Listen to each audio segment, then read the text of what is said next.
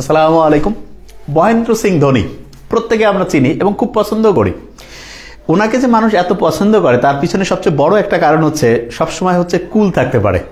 তার মানে হচ্ছে যত বিপজ্জনক পরিস্থিতি আসুক খেলাধুলার ক্ষেত্রে দেখা যায় যে সবচেয়ে নর্মাল এবং বলা যেতে পারে খুব মাথা ঠান্ডা রেখে ম্যাচ জিতায় দেয়। সত্যিকার অর্থে ওনার চাইতে ভালো হচ্ছে যে ব্যাটিং দক্ষতা আছে এরকম অনেক প্লেয়ার ছিল, কিন্তু সারা দুনিয়া যত ক্যাপ্টেন আসছে তার মধ্যে সবচেয়ে বিখ্যাত হয়েছেন কিন্তু MS ধোনি। এর বড় কারণ হচ্ছে উনি মস্তিষ্ককে হচ্ছে ঠান্ডা রাখতে পারেন এবং ব্রেইন যখন ঠান্ডা থাকে আমরা জানি যে প্রিফ্রন্টাল কর্টেজ এবং হিপ্পোক্যাম্পাস ঠিকভাবে কাজ করে। এবং আরও এরকম দুই একজন ক্যাপ্টেনের নাম আমরা বলতে পারি, যেমন হচ্ছে যে শ্রীলঙ্কার ছিল হচ্ছে অর্জুনা রানাতুঙ্গা, যদিও মাঝে মধ্যে মাথা একটু গরমই থাকতো কিন্তু তারপরও যে বুদ্ধিদীপ্ত হচ্ছে ডিসিশন নেওয়ার ক্ষেত্রে খুব অসাধারণ ছিল। আর মহেন্দ্র সিং ধোনি তো কিংবদন্তির পর্যায়ে চলে গিয়েছে। মূল ব্যাপারটা হচ্ছে উনি ওনার মস্তিষ্ককে বিপদের সময় ক্রিটিক্যাল মুভমেন্টে ঠিকভাবে কাজে লাগাতে পারে। তো এইটা যদি আমরা খেলা দেখে শিখতে পারি তাহলে এই জিনিসটাই হচ্ছে পরীক্ষার ক্ষেত্রে আরও ভালোভাবে প্রযোজ্য। কেননা পরীক্ষার ক্ষেত্রে সম্পূর্ণ ব্যাপারটা ব্রেইনের সাথে উত্তরটা ঠিকভাবে কারেক্ট করার জন্য ঠিক তথ্যটা মাথায় আসতে হবে এবং ঠিকভাবে ওটা চুজ করতে হবে। এই জন্য সমস্ত শিক্ষার্থীকে বলবো, এই যে পরীক্ষা যে কয়দিন রয়েছে প্রত্যেক দিন দিনে প্রত্যেক ঘন্টায় চেষ্টা করবা মিনিমাম 10 বার, 5 বার না, এখন 10 বার করে বুক ভরে শ্বাস নেওয়া ছাড়া। এবং পরীক্ষার হলে তুমি দেখবো হঠাৎ করে যে কোনো একটা আনইউজুয়াল জিনিস ঘটতেই পারে। তোমার মনে হবে যে এটা বোধহয় শুধু তোমার সাথেই ঘটছে, না, এটা হর হামেশা যে কারোর সাথেই ঘটতে পারে। পরীক্ষার হলে গেছো, দেখলা যে হচ্ছে যে জায়গায় পরীক্ষা দিবা সেখান থেকে ঘড়িটা ঠিকভাবে দেখা যায় না, এদিক ওদিক তাকায় দেখতেছো মেজাজ গরম হয়ে গেছে। তারপরে হচ্ছে যে দেখতেছো যেই জায়গাটায় মানে হচ্ছে পূরণ করতেছো বসছো সেইটা হচ্ছে একটু খোসর মোসর করতেছে, নড়তেছে। তা তুমি যদি চিন্তা করো কি ব্যাপার, আমার বোধহয় ভাগ্য খারাপ, নো, তোমাকে চিন্তা করতে হবে যে পরীক্ষার যত খারাপ কিছু হইতে পারে সব আগে হয়ে গেল, তার মানে পরীক্ষা এখন ভালো হবে। এই জন্য মাইন্ডসেট এবং তুমি কিভাবে ওই সিচুয়েশনকে অ্যাকসেপ্ট করো এইটার উপর ভিত্তি করে তোমার ব্রেইনের অ্যাক্টিভিটি কাজ করবে। এবং সবসময় মাথায় রাখবা, এটা একদম প্রমাণিত সত্য। তুমি অনেকের কাছে শুনবা যে অনেক কঠিন পড়া পড়ছে, পরীক্ষার হলে যা কিছু খেয়াল নেই। কেন এটা হইলো? এটা এই কারণে হয়েছে সে হাইয়েস্ট লেভেলে প্রেশার দিয়েছে মস্তিষ্ককে। তা মস্তিষ্ককে হাইয়েস্ট লেভেলে যদি প্রেশার দাও তাহলে ওর অবস্থা হয়ে যায়, হ্যাং হয়ে যায়। তুমি দেখবা যে মোবাইল দিয়ে যখন আমরা কিংবা কম্পিউটার দিয়ে যখন কোনো ভিডিও আপলোড করি তখন তার সর্বোচ্চ একটা হচ্ছে মেগাবাইট পর্যন্ত সে সুন্দরভাবে আপলোড করতে পারে। তার চেয়ে বেশি হয়ে গেলে দেখা যায় মোবাইল খালি এরকম করে ঘুরতেছে কিন্তু আলটিমেটলি কোনো আপলোড হয় না। ঠিক তেমনি করে তোমার মাথার মধ্যে ইনফরমেশন ঘুরবে কিন্তু তোমার সত্যি ইনফরমেশনটা যেটা তুমি উত্তর লিখবা বা যেটা তুমি চিন্তা করে বসাবা সেটা আর মাথায় আসবে না। এই জন্য সমস্ত শিক্ষার্থীকে বলবো, শেষের এই মাস, তার মানে আগামী মাসের যে 9 তারিখ পরীক্ষা রয়েছে, এখন থেকে তোমাকে এই মাইন্ডের এই ম্যানেজমেন্টটা বুঝতে হবে। অনেকে তোমাকে বলতে পারে যে বেশি পড়লে হবে, ভাই বেশি পড়ে এরকম স্টুডেন্ট 35,000 আছে, এর মধ্যে শেষে তাহলে টিকবে কারা? কোন 5,340 জন এরা কারা? এরা মূলত হচ্ছে ওই সময় মস্তিষ্ককে ঠিকভাবে কাজে লাগাতে পারবে। এবং আমি সবসময় বলি, পরীক্ষার আগের থেকে প্রথম থেকে আমরা এটা বলে আসছি, এখন তো তোমার এটা একদম ফরজের মতো হয়ে গেছে যে রাতে ঘুমানোর আগে চিন্তা করা যে হ্যাঁ 9 ফেব্রুয়ারি পরীক্ষা হচ্ছে, অসাধারণ একটা পরীক্ষা দিয়ে যাচ্ছি।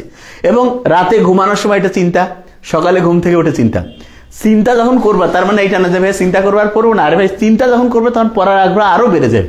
তুমি খেয়াল করে দেখো, নিশ্চয়ই তোমার মাথায় থাকবে এই যে মেসি যে জিতলো বিশ্বকাপ, মাথার মধ্যে সে কতদিন থেকে ছিল, কত অসাধারণ খেলোয়াড়, কিন্তু যতক্ষণ জিততেছিল না কয় যে পাবে না। আর যখনই সৌদি আরবের সাথে হারলো বলছে যে শেষ, তারপরেও মাথা ঠান্ডা রাখছে, যদি তাড়াহুড়া করতো শেষ।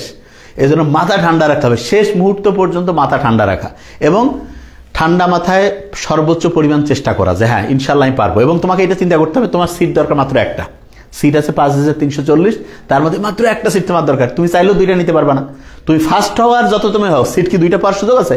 Single seat. তাহলে তোমার তো টেনশনের কারণ নাই। তোমার কাজ হচ্ছে আমার সামনে যে সময় রয়েছে এই সময়ে আমি কোনো কারণেই কোনো বিষয় নিয়ে নেগেটিভ চিন্তা করবো না। কেউ যদি তোমাকে হচ্ছে যে আছে কিন্তু অনেক সময় তুই পাবি না এরকম কথা বলতে পারে, তো এরকম নেগেটিভ যদি কোনো কিছু বলে তাহলে বলবা যে ভাই তুমি যে জিনিস দিছো, মানে সবচেয়ে ভালো হচ্ছে তার সাথে কোনো বিতর্কে না যাওয়া। আর যদি ফ্যামিলির খুব কাছের লোকজন হয় তারপর যদি এরকম বলে, এটা তো বলা ঠিক না, তবে তুমি মনে মনে তাকে হচ্ছে দোয়া করতে পারো যে মূর্খ হয় সে এরকম বলে। তা মূর্খদের সাথে হচ্ছে কোনো রকমের হচ্ছে বাক বিতণ্ডায় জড়ানো যাবে না। সুন্দর করে হচ্ছে কি করতে হবে যে হচ্ছে যে একটু সাইড হয়ে যেতে হবে, মানে হচ্ছে নিজেকে হচ্ছে এখান থেকে সরিয়ে নিয়ে পুরো পড়ায় মনোযোগ দিতে হবে। এবং খেয়াল রাখতে হবে তুমি যখন নীরবভাবে কাজ করতে থাকবা, যেদিন রেজাল্ট হবে, যারা তোমার এখন হচ্ছে যে বিভিন্নভাবে তোমার টিচ করে তান করে আছে না এরকম, তারা এসে দিয়ে বলবে জানা আমরা তো তোকে এটা এই জন্য করতাম তুই যাতে ভালো করে পড়িস। এবং চান্স পাওয়ার পরে প্রত্যেকবারে এই ঘটনাগুলো হয় চান্স পাওয়ার পরে দেখবা তোমার কত আত্মীয় স্বজন বন্ধু বান্ধব খালি তোমার গুণগান করতেছে। আর আল্লাহ না করুক যদি উল্টা হয়, তাহলে তুমি দেখবা যে সারা জীবন হচ্ছে সম্মান করতো, খুব গুণকীর্তন করতো, কবে যে এ তো হবে না। ওই যে 12th ফেল মুভিটা দেখলে না, যেই দিন রেজাল্ট দেখতে চায়নি কয়েক গুরু চেঞ্জ করে ফেলো। তার মানে সাইকোলজি দেখো মানুষের সাইকোলজি তুমি দেখো যে সে নিজে পড়ে নেই হয়তো বা, কিন্তু সে চিন্তা করছে না গুরুর হয়নি অতএব চেঞ্জ। ঠিক তেমনি করে তোমাকে এই জিনিসটা মাথায় রাখতে হবে। তোমার যখনই হয়ে যাবে তখন সবাই ওই হওয়াটার পরেই দেখবা যে সবাই এসে বলতেছে অসাধারণ, আর যে কোনোভাবে মিশায় বলবে যে এরকম স্টুডেন্ট বহু রয়েছে। তা আমি প্রত্যেক শিক্ষার্থীকে বলবো যে এখন একটা পজিটিভ সার্কেলের মধ্যে নিজেকে রাখো। প্রত্যেক দিন প্রত্যেক ঘন্টায় যতক্ষণ জেগে আছো 5 বার করে আগে বলেছিলাম, এখন 10 বার, কারণ এখন পরীক্ষা আসছে, এখন ব্রেনটাকে আরো অ্যাক্টিভ করতে হবে। বুক ভরে শ্বাস নিলে হয় কি জানো, আমাদের যে হচ্ছে যে ফ্রেনিক নার্ভ আছে না, সে শান্ত হয় এবং সে আস্তে আস্তে সব নার্ভকে শান্ত করে ফেলে, এবং তখন দেখা যায় আমাদের কার্যক্রম বহুগুণ ইনশাল্লাহ বেড়ে যায়। আজকে মোস্ট ইম্পর্টেন্ট যে জিনিসটা আমরা পড়বো সেটা হচ্ছে রাইট ফর্ম অফ ভার্ব। তা রাইট ফর্ম অফ ভার্বের আগে আমি কয়েকটা জিনিস আগে পড়িয়ে দেবো। এখানে যে ইয়াটা রয়েছে এটা নিয়ে আমরা পরে কথা বলবো। এক্সাম যে শুরু হচ্ছে 15 জানুয়ারি থেকে, আগামীকাল থেকে তোমরা যারা ভর্তি হতে পারবা। ওকে ফাইন, তাহলে আমরা একটু করে ফেলি যে রাইট ফর্ম অফ ভার্বের মূল ব্যাপারটা কি, সেটাকে আগে আমি একটু সহজ করার চেষ্টা করি। দেখো, ভার্ব যেটা আছে এইটাকে আমার সঠিকভাবে বসাতে হবে, এই তো মূল কথা। ভার্বটাকে কি করতে হবে, সঠিকভাবে বসাতে হবে, বাস। এখন প্রশ্ন হলো যে ভাই ভার্বটাকে যদি আমি সঠিকভাবে বসাতে যাই তাহলে এই ভার্বটা কার কার উপর নির্ভর করে, এই তো প্রশ্ন, আর কিচ্ছু না। কিন্তু মূলত কয়েকটা ফ্যাক্টর উপর নির্ভর করে। এক নাম্বার সেটা হচ্ছে হেডওয়ার্ড। অনেকে বলবে ভাই হেডওয়ার্ড এটা আবার কেমন কথা? হ্যাঁ, এটা কি আমি সেটা একটু বলছি। তাহলে ভার্বের রূপটা কেমন হবে সেটা প্রথম কার উপর নির্ভর করে, হেডওয়ার্ড। হেডওয়ার্ড কি? হেডওয়ার্ড হচ্ছে সাধারণত আর্টিকেল এরপরে যে নাউন বা প্রোনাউন থাকে সেটাকে হেডওয়ার্ড বলে। এক্সাম্পল দিলে মনে হয় ভালো বোঝা যাবে। যেমন আমি যদি বলি the colour of the flowers, the colour of the flowers, এখানে রয়েছে টু বি ভার্ব রয়েছে। কি রয়েছে? To be verb. খেয়াল রাখতে হবে, the colour of the flowers, এখানে হচ্ছে দি কালার অফ, এই অংশটা হচ্ছে হেডওয়ার্ড। আর এই ফ্লাওয়ার্স যেটা রয়েছে এটা হচ্ছে সাবজেক্ট। এটা কি বলো? সাবজেক্ট। তাহলে ভার্বের সঠিক ফর্ম কোনটা হবে এটা প্রথম নির্ভর করে কার উপরে? হেডওয়ার্ড। ব্রেনে ঢুকে ফেলো, ব্রেন থেকে শুরু, হেডওয়ার্ডটাকে আর্টিকেলের পরে নাউন বা প্রোনাউন সাধারণত। তাহলে দি কালার অফ দ্য ফ্লাওয়ার্স, এখানে হেডওয়ার্ড কি? দি কালার অফ, এইটা হচ্ছে হেডওয়ার্ড। তাহলে এইটা যদি হেডওয়ার্ড হয় তাহলে বুঝতেই পারছো দি কালার অফ দ্য ফ্লাওয়ার্স, এখানে এম ইজ আর এর মধ্যে কি হবে? দি কালার অফ, এর সাথে ইজ হওয়া উচিত। কি হবে? ইজ। আর যদি তুমি হেডওয়ার্ড না বুঝতে তাহলে তুমি কি করতে? ও আচ্ছা, দি colour of the flowers plural, subject, তুমি আর দিয়ে দিতা, নো, ভুল হয়ে যাবে। তার মানে প্রথম ভার্বের সঠিক রূপ নির্ভর করে কার উপরে? হেডওয়ার্ড। সেকেন্ড যার উপরে সেটা হচ্ছে সাবজেক্টের উপরে। কিসের উপরে বলো?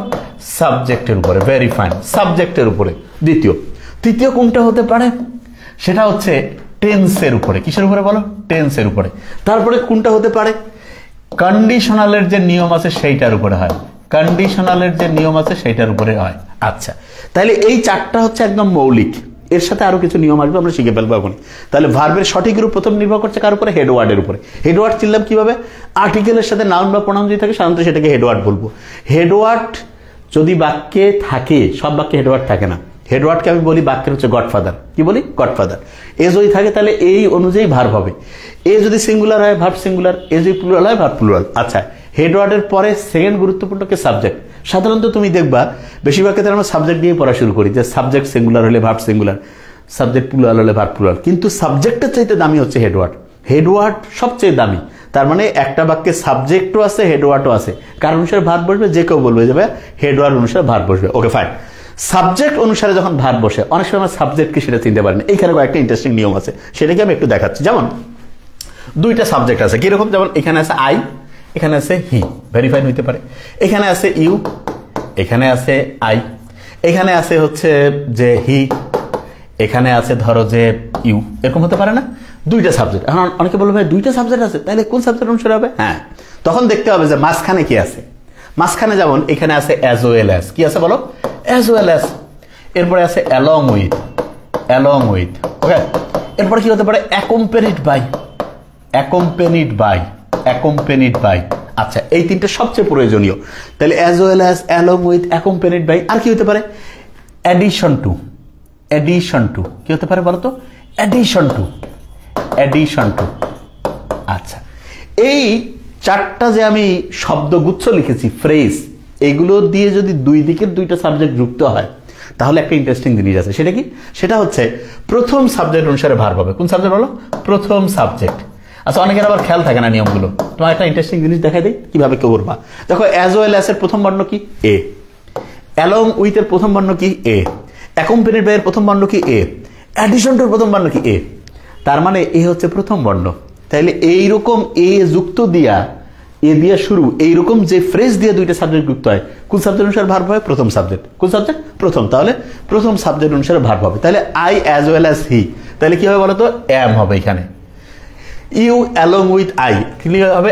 আর হবে। এরপরে হি অ্যাকম্পানিড বাই ইউ, তাহলে কি হবে? ইজ হবে। তাহলে লক্ষ্য করে দেখো যে এইরকম ফ্রেজ দিয়ে যদি দুইটা সাবজেক্ট যুক্ত হয় তাহলে প্রথম সাবজেক্ট অনুসারে ভার্ব হবে। আচ্ছা, সাথে সাথে তোমার মাথায় একটা প্রশ্ন আসবে যে ভাইয়া, এমন কি কোথাও কোনো নিয়ম আছে যে এরকম দুই দিকে দুইটা সাবজেক্ট আছে, দ্বিতীয় সাবজেক্ট অনুসারে ভার্ব হবে? হ্যাঁ, এরকম নিয়ম আছে। কিভাবে খেয়াল করবো দেখো, এইখানে ধরো রয়েছে আইদার হি অর ইউ, এরপরে হতে পারে নাইদার আই নর হি, এরকম থাকতে পারে। তুমি লক্ষ্য করে দেখো, আইদারের প্রথম বর্ণটা কি? ই। নাইদারও কিন্তু এই যে এন এর পরে ই আছে। আচ্ছা, ই কয় নাম্বার ভয়েল? যে কেউ বলবে যে ভাইয়া এ হচ্ছে 1 নাম্বার ভয়েল ছিল আর ই হচ্ছে 2 নাম্বার ভয়েল। আমরা যে 5টা ভয়েল পড়ি তার মধ্যে ই 2 নাম্বার। তার মানে খেয়াল রাখবা যে আইদার অর, নাইদার নট দিয়ে যদি দুইটা সাবজেক্ট যুক্ত হয় দ্বিতীয় সাবজেক্ট অনুসারে ভার্ব হবে। তার মানে কি? Either he or you are, neither আর নর হি ইজ। ওকে, তাহলে প্রথম সাবজেক্ট অনুসারে কোথায় ভার্ব, কোথায় দ্বিতীয় সাবজেক্ট অনুসারে ভার্ব। গোটাল ইংলিশটাকে ব্রেইনে একদম কম্প্যাক্ট করতে হবে, অনেকটা ব্ল্যাক হোলের মতো। ব্ল্যাক হোল জানো তো তোমরা, যে এমন শক্তিশালী তার হচ্ছে যে মহাকর্ষ ক্ষেত্র, আলো যদি দৌড়ায় যাইতে চায় মানে একেবারে চকলেটের মতো চুষে নিমিষের মধ্যে আলোকে অদৃশ্য করে দিবে। তার মানে এত পাওয়ারফুল। ঠিক তেমনি করে আমি বলি যে ইংলিশটাকে ছোট্ট অল্প একটু জায়গার মধ্যে প্যাকেট করতে হবে, করে যখনই একটা প্রশ্ন দেখবে ইনস্ট্যান্ট যাতে মাথায় আসে যাচ্ছে এইটা এই নিয়মের সাথে সম্পর্কিত হবে। তাহলে আমরা কি দেখছিলাম? প্রথম থেকে একটু খেয়াল করার চেষ্টা করি, নাহলে ব্রেনে আসে না অনেকের। প্রথম হচ্ছে যে ভার্বের সঠিক রূপের ক্ষেত্রে হেডওয়ার্ড ইম্পর্টেন্ট। হেডওয়ার্ডকে আর্টিকেলের পরে নাউন বা প্রোনাউন, এরপরে কি? Subject important. সাবজেক্ট যে আছে সেটা কি, সেটা আমি একটু বলে রাখি। একটা বাক্যে যাকে কেন্দ্র করে গঠিত হয়, মানে বাক্যটি যাকে কেন্দ্র করে গঠিত হয়, যাকে কেন্দ্র করে গঠিত হয়, কেন্দ্র করে গঠিত হয়, কেন্দ্র করে গঠিত হয়। তো এখন অনেকের মাথায় আবার প্রশ্ন আসে যে ভাইয়া সাবজেক্ট তাহলে যদি এরকম দুইটা থাকে, সেক্ষেত্রে আমরা একটা নিয়ম শিখলাম যে দুইটা সাবজেক্ট রয়েছে, as well as, along with, accompanied by, addition to দ্বারা যুক্ত হলে প্রথম সাবজেক্ট অনুসারে ভার্ব হবে। যদি এরকম হয় সাবজেক্ট যদি দেখা যাচ্ছে যে আইদার অর নাইদার নট দ্বারা দুইটা সাবজেক্ট যুক্ত হচ্ছে, তখন দ্বিতীয় সাবজেক্ট অনুসারে ভার্ব হবে। আচ্ছা, এখন অনেকের মাথায় প্রশ্ন আসতে পারে যে ভাই দুইটা সাবজেক্টকে আর অন্য কোনোভাবে থাকার বুদ্ধি আছে না? আছে। যেমন আমি যদি এরকম একটা বাক্য বলি, the headmaster and the secretary, কি হলো বলো? Secretary, secretary. ওকে, এখানে একটা টু বি ভার্ব রয়েছে। ওকে, এখন লক্ষ্য করো, হেডমাস্টার একটা পোস্ট, সেক্রেটারিও একটা পোস্ট, এবং ইন্টারেস্টিং জিনিস দুইটা পোস্টের আগে দেখো দুইটা আর্টিকেল আছে। কয়টা আর্টিকেল? দুইটা। তাহলে বুঝতে হবে এই কথা, ধরো যে দুইটা আর্টিকেল মানে হচ্ছে দুইটা চেয়ার। তুমি চিন্তা করো তো, তুমি বলছো যে আমরা হেডমাস্টার এবং সেক্রেটারিকে দাওয়াত দিয়েছি, চেয়ার 102টা, তাহলে বুঝতে হবে কি দুইজন আছে। তাহলে এই যে আর্টিকেল দুইটা আছে, দুইটা চেয়ার, তাহলে কি হবে? ভার্বটা plural, the headmaster and the secretary are present. আর কি বলো? প্রেজেন্ট। এখন আরেকজন আরেকটা প্রোগ্রামের অ্যারেঞ্জ করছে, উনি কি করছে? ওনারা দি হেডমাস্টার লিখছে, very fine, the headmaster and secretary, কি দিয়েছে বলো? সেক্রেটারি। ওকে, নাইস। এইবার তুমি শুনলা যে ভাইয়া সেক্রেটারি কেউ ডাকছে, হেডমাস্টার কেউ ডাকছে, চেয়ার একটা, কেন? কয় যিনি হেডমাস্টার উনি সেক্রেটারি। কিভাবে বুঝলাম? চেয়ার এই যে একটা আর্টিকেল রয়েছে, আর্টিকেল হচ্ছে এখন থেকে খালি চেয়ারের মতো কাজ করে, তাহলে একটা আর্টিকেল আছে। ওকে, ফাইন। তাহলে দুই জায়গায় দুইজন না বসে এক, কারণ দুইটা পোস্ট কিন্তু একটা লোক, পোস্ট দুইটা কিন্তু লোকটা একটা। কিভাবে টের পাইলাম? কারণ চেয়ার একটা আছে, আর্টিকেলটা হচ্ছে ইংরেজির, এখন খেয়াল রাখবা চেয়ারের মতো কাজ করে। তাহলে এবার কি হবে? ভার্বটা singular, the headmaster and secretary is present, is present. Okay, খুবই সহজ। আচ্ছা, এরপরে আরেকটা ইন্টারেস্টিং নিয়ম আমরা শিখবো, সেটা কি জানো? অ্যান্টিসিডেন্ট দিয়ে একটা নিয়ম আছে। কি নাম বলো তো? অ্যান্টিসিডেন্ট। অ্যান্টিসিডেন্ট, অ্যান্টিসিডেন্টকে আমি সবসময় বলি যে এটা হচ্ছে রিলেটিভ প্রোনাউন বলে একটা জিনিস আছে, তোমরা নিশ্চয়ই জানো, হু, হুইচ, এগুলো যেগুলো আমরা বলি রিলেটিভ প্রোনাউন, এর পূর্ববর্তী নাউন বা প্রোনাউন, এর পূর্ববর্তী কি বলো? নাউন বা প্রোনাউন, এর পূর্ববর্তী নাউন অথবা প্রোনাউন, এইটাকে অ্যান্টিসিডেন্ট বলে। আবার বলছি, আবার অনেকে অ্যাক্সিডেন্ট বলে, নো, অ্যান্টিসিডেন্ট।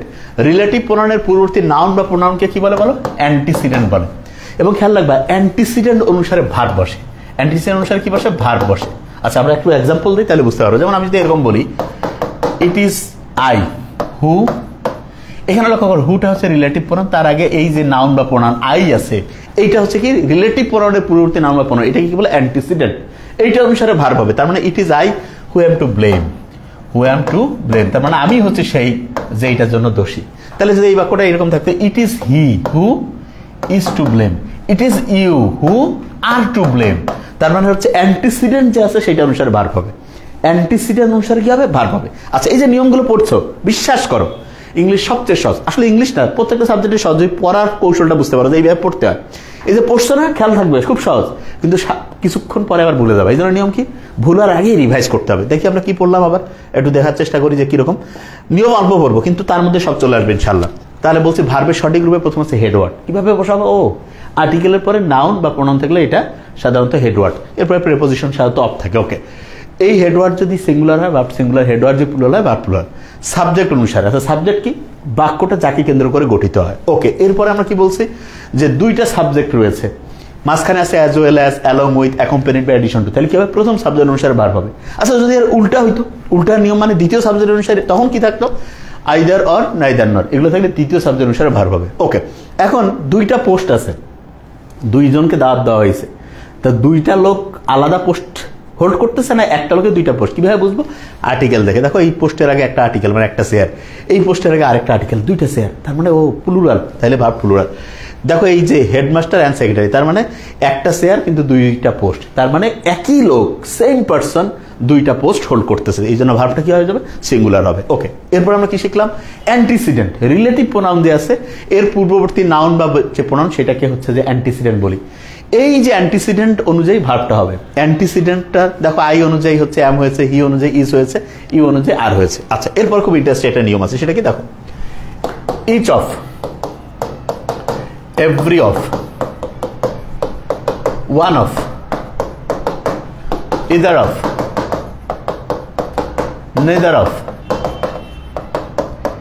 এগুলোর পরে সাধারণত খেয়াল রাখবা নাপা, খেয়াল রাখবা নাপা বলতে কি এতে হচ্ছে নাউনের প্লুরাল, নাউনের কি বলো প্লুরাল, নাউনের প্লুরাল প্লাস ভার্সেস খেয়াল রাখবা ভার্বের সিঙ্গুলার, ভার্বের সিঙ্গুলার, ভার্বের সিঙ্গুলার, ভার্বের সিঙ্গুলার। আচ্ছা এখানে একটা জিনিস খেয়াল রাখো ভার্বের সিঙ্গুলার। ওকে সিঙ্গুলার। আচ্ছা এখন ইন্টারেস্টিং জিনিস each of, every of, one of, either of, neither of, এগুলোর পরে নাউনের কি হবে বলো প্লুরাল, যেমন each of the boys, each of the boys, লক্ষ্য করো each of, every of, either of, neither of, এগুলোর পরে নাউনের প্লুরাল, নাউনের plural each of the boys is attentive, is কি বলো অ্যাটেন্টিভ। ওকে ফাইন, এই যে ইজটা এটা ভার্বটা সিঙ্গুলার আর নাউনটা প্লুরাল, নাপা নাউন প্লুরাল ভার্ব সিঙ্গুলার। আচ্ছা অনেকের মাথায় আসবে যে ভাই এই ছোট ছোট জিনিসগুলো কি কাজ করে, মারাত্মক কাজ করে। এরকম আরো দুইটা জিনিস শিখো, আজ খেয়াল রাখবে একটা আজ, আজ কি ইউতে হচ্ছে আনকাউন্টেবল, আনকাউন্টেবল সারা জীবন খেয়াল রাখবে, আনকাউন্টেবল ইউএসএ দিয়েও খেয়াল রাখতে পারে, uncountable singular, singular verb always নেবে, ঠিক আছে যেভাবে তুমি খেয়াল রাখতে পারো, তাহলে আনকাউন্টেবল অলওয়েজ সিঙ্গুলার সারা জীবন খেয়াল থাকবে। এরপর আরেকটা খেয়াল রাখতে পারো কাপ, সিতে হচ্ছে কাউন্টেবল, সি দিয়ে আর পিতে প্লুরাল, কাউন্টেবল যেটা সেটা প্লুরাল নেবে। আচ্ছা কাউন্টেবল আনকাউন্টেবল চিনবো কি করে, খুব সহজ, একটা নাউনের প্লুরাল হচ্ছে কিনা, অনেকে মনে করে কি যেটা গণনা করা যায় সেটা কাউন্টেবল, নামটা শুনে এরকমই মনে হয় কিন্তু মোটেই এটা ঠিক না, যেটা প্লুরাল হয় সেটা কাউন্টেবল আর যেটা প্লুরাল হয় না সেটা আনকাউন্টেবল। যেমন যে কাউকে যদি আমি বলি যে মানি, যে শব্দটা আছে মানি,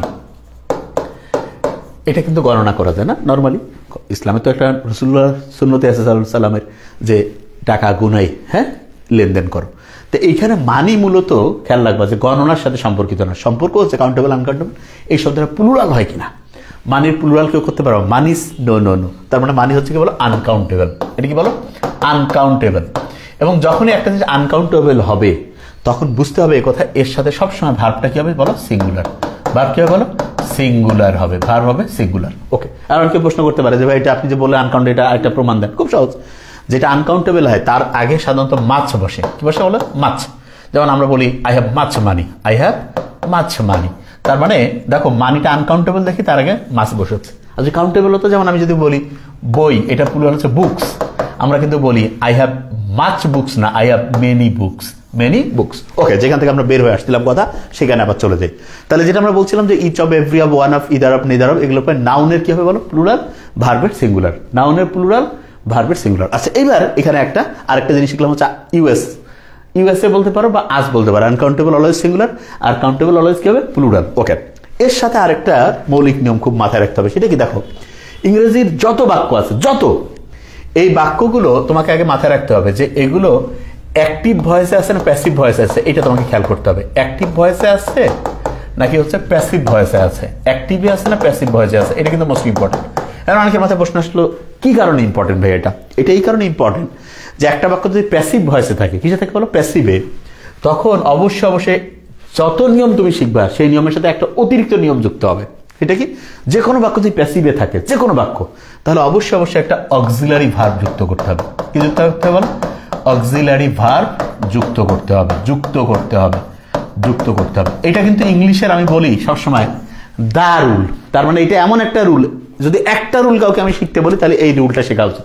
এত ইম্পর্টেন্ট যে কোনো বাক্য ইংরেজিতে যদি প্যাসিভে থাকে, কি থেকে বলো? প্যাসিভে, তাহলে একটা অক্সিলারি ভার্ব যুক্ত করতে হবে। কি যুক্ত করতে হবে? অক্সিলারি ভার্ব যুক্ত করতে হবে। আচ্ছা, এখন অনেকের প্রশ্ন হতে পারবে কিভাবে হয় এটা, কাজ করে কিভাবে, দেখাচ্ছি। যেমন তুমি এরকম বাক্য নিশ্চয়ই শুনছো, যেমন if he tried to escape, দেখো, if he tried to escape he would be arrested. Okay, fine. আচ্ছা, এবার লক্ষ্য করে দেখো, এখানে আমরা বলছি ট্রাইড হচ্ছে পাস্ট ফর্ম, সেই হিসাবে এখানে হওয়ার কথা ফিউচার ইন পাস্টের পরে শুধু মূল ভার্ব, কিন্তু আমরা কি করছি, এরপরে একটা বি যুক্ত করছি করে ভার্বের পাস্ট পার্টিসিপল করলাম। এইটা শুধু একটা নিয়মের জন্য করলাম, সেটা হচ্ছে এই বাক্যটার পরের অংশটা প্যাসিভে রয়েছে। কি রয়েছে? প্যাসিভে। যেমন লক্ষ্য করো, হি ট্রাইড টু এসকেপ, তুমি নিজে পালায় যাইতে চেষ্টা করতে পারো, এটা নিজের উপরে আছে। সে কি নিজেকে অ্যারেস্ট করতে পারবে? প্রশ্নই আসে না। তাহলে নিজেকে অ্যারেস্ট করা যায় না, তাহলে অ্যারেস্ট কারো দ্বারা হবে, তাহলে কারো দ্বারা যেহেতু হবে, সে নিজে ওই বাক্যের কাজটা করতে পারছে না, তার মানে এখানে প্যাসিভে আছে। যখনই প্যাসিভে থাকবে তখন এটা কি হবে? Auxiliary verb. তাহলে এই যে উডের সাথে অক্সিলারি ভার্ব হবে বি হবে। আচ্ছা, এখন অনেকের প্রশ্ন হলো যে ভাইয়া আমরা তো এই বাক্যটা একটু কম প্র্যাকটিস করো, তোমরা যে বাক্যটা প্র্যাকটিস করো সেটা অনেকটা এরকম, if he had tried to escape, he would have been arrested.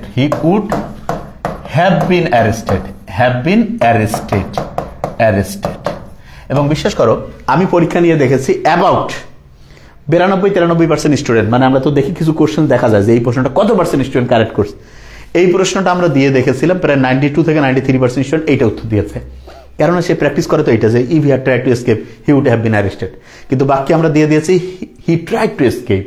এই পাস্ট ফর্ম আছে কিন্তু সে উত্তর এই উড হ্যাভ বিন অ্যারেস্টেডে দিয়ে দেয়। তো এই জায়গাটা একটু খেয়াল করতে হবে। তার মানে মেডিকেল অ্যাডমিশন কোশ্চেন আমরা অ্যানালাইসিস করে দেখি যে খুবই তুমি কমন, যেটা কমনই থাকবে কিন্তু তুমি একটু আনকমনের জন্য ভুল হয়ে যায়। এই জন্য তোমাকে বেসিক ট্যাজেও আছে, এটা এইভাবে কাজ করে এবং যোগ বিয়োগের মতো কোনো মুখস্থ না। ইংরেজির যত বইয়ের যত নিয়ম কানুন মুখস্থ আছে, বিলিভ মি, পরীক্ষার হলে তোমার কোনো নিয়ম দিয়ে কাজ হবে না, কারণ তোমার ওই নিয়ম কোন নিয়ম পড়ছো, কোথায় ওই প্রশ্ন লেখাও নাই যে এইটা হচ্ছে ওই নিয়ম থেকে দিয়েছে, যেটা হচ্ছে মানে কি বলে এটার নাম কারেকশনের ওই নিয়মটা, এইটা হচ্ছে তোমার পিন পয়েন্টিং ইররের এই নিয়মটা, এইটা হচ্ছে তোমার রাইট ফর্ম ভার্বের এই নিয়মটা, এটা টেন্সের ওই নিয়ম, এরকম লেখাও থাকে না। তার মানে হচ্ছে যে ওই নিয়ম আসলে আলটিমেটলি কোনো কাজ করবে না, বিলিভ মি। এই জন্য তোমার কাজ, এই যে যেমন আমি এই বাক্যটা বললাম বিলিভ মি, আচ্ছা এই যে এটা তোমরা কিন্তু প্রায় বলো না, আচ্ছা আমরা কিন্তু এটা বলি না বিলিভ আই, বলি এটা কি বলে? Believe me. আচ্ছা এই যে বিলিভ মি বলে, এই বিলিভ শব্দটা লক্ষ্য করো, এটা কিন্তু একটা ভার্ব, ভার্বের পরে কি বসে? অবজেক্টিভ ফর্ম বসে। কি বসে? Objective form.